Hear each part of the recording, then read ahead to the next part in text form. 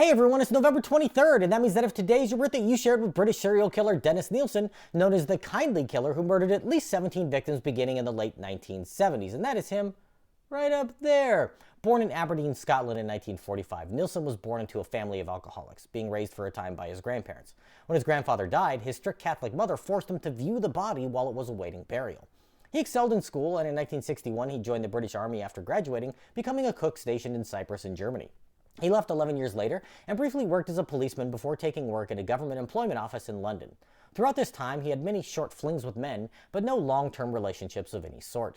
He reportedly suffered from extreme loneliness and felt isolated from the world at large. Beginning in 1978, something in him snapped, and he decided the way he could keep a man was by killing him. Nilsen said he met a man at a gay bar and took him back to his flat, where he strangled him with a necktie before drowning him in a bucket of water. The victim was a 14-year-old boy, however, so it's unknown whether he really was picked up at a bar. A few months later, Nilsen attempted to kill an exchange student from Hong Kong, but the man escaped, and though he reported the incident to police, he didn't want to participate in a prosecution, and as such, no charges were filed, a missed opportunity to stop Nilsen before the worst of his crimes. Nilsen then went on a spree of killing 15 more young men and teens, many of them foreign students, male prostitutes, or homeless runaways. Strangulation and drowning, followed by acts of necrophilia, were his preferred methods of killing, and when he picked up a skinhead, he got the man drunk before beating him severely and leaving him hanging from his ceiling for 24 hours before burying the man under his floorboards, where he had stashed most of his victims. After about a half dozen men had been killed, one of his potential victims escaped and reached out to police, who believed it to simply be a lover's quarrel and declined to take any action. Another two potential victims escaped, but nothing was done to stop Nilsen, with them fearing being outed when they were in the closet.